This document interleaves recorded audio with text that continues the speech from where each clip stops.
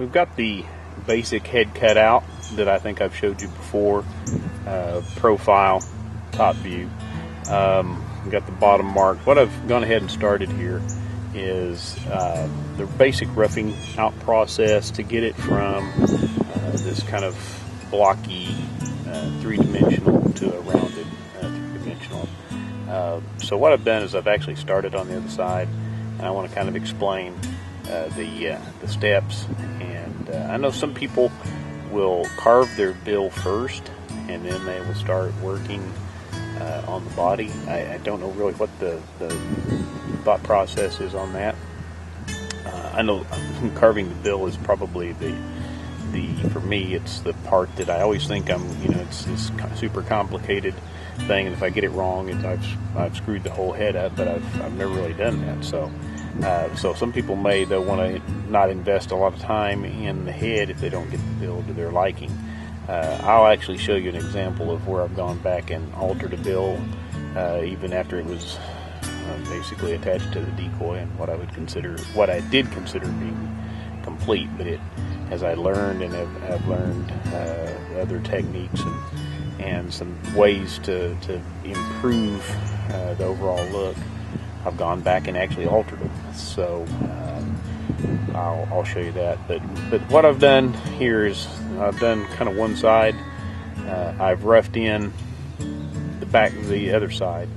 Now, one of the first things that I do is, as designated by this mark right here, I cut in what is called the eye channel. Now, the eye channel is part of the bird that allows him to be able to see basically to the front of him, since his eyes are on the side of his head, not on the front of his head.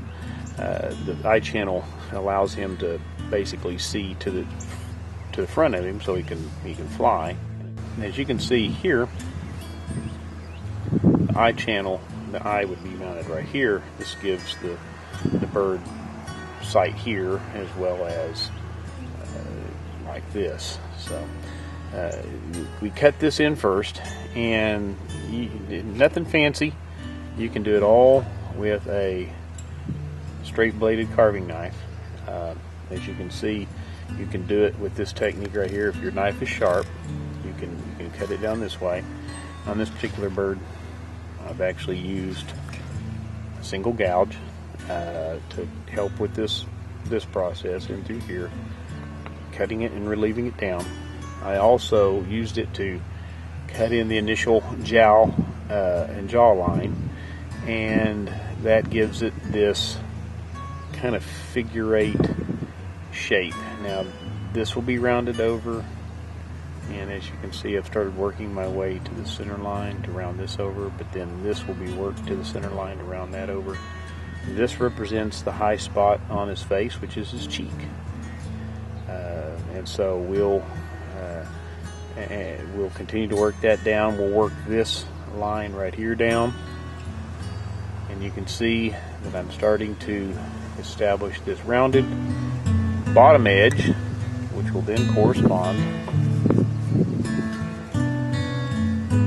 with this now rounded edge into here. We'll get to that here in just a little bit. As I said, this can all be done with a straight bladed carving knife. Now this is a fairly large blade. This is a roughing blade.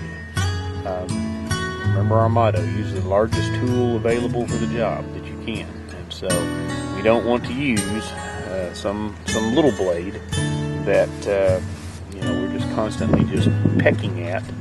We're constantly removing as much as we can. Now, little tip here that a good honed edge on your blade is only good for about 30 minutes of continuous carving. So about every 30 minutes, stop and hone your blade. Now, a sharpening stone, unless it is a very, very fine gritted stone, I won't ever put a stone on this blade unless I damage it. But all I ever do is I strop it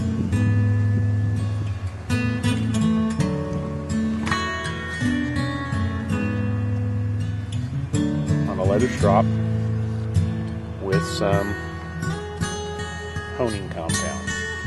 Put a little bit on there.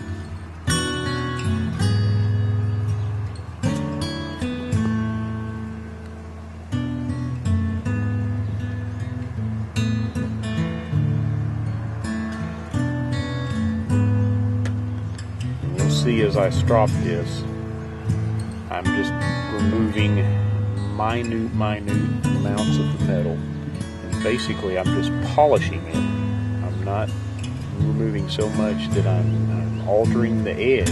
I'm really just reestablishing the fine edge. And when you put it on this, well, you'll see how this starts to turn black from this fine amount of metal that's using. I've been carving on that head for about 30 minutes. So it was time for me to do this anyway.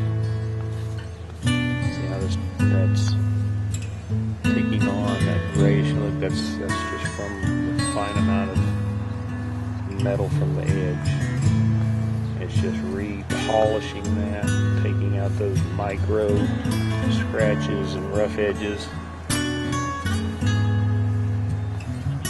And you know, this particular block of wood here is actually a flex cut block. It came with one of the knives. It's a piece of leather glued to a piece of wood with some contours for gouges and stuff like that. But I do 90% of my stropping on this right here. If you don't want to buy one of these, buy you an old, get you a whole piece of leather, glue it with the, I think it's called the flesh side of the leather, which is the inner part of the cow. Glue it with that up or out, because it's got a little texture to it as well, and it helps kind of hold that compound in there.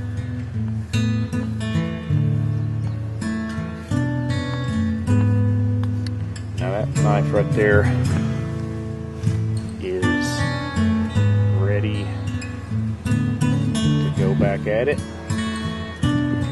and as you can see, cutting across the grain there. It's ready to go, and I can continue to work this. Now be careful, as you can see right here, as I was coming down, I chipped out a little bit. Now be careful, that won't ever be seen, but just be careful you don't chip out. So what I will actually do to finish establishing this line right here is I think I'll get a rasp and kind of rasp that down, which will take this down even more. And that's the first thing that you want to do, is just kind of establish the eye channel, jowl line, then start rounding to the center lines. You can do it one side of the head at a time, or you can do them both at the same time. I only did this just so you could see. This is how it comes off the bandsaw. This is the first stages of rounding. That's not something like this bandsaw work. It's kind of jagged, but it's big enough I can smooth all that out. So, sharpen a knife, keep it sharp, start rounding, and you're 90% there to having a completed head. Thanks, bye.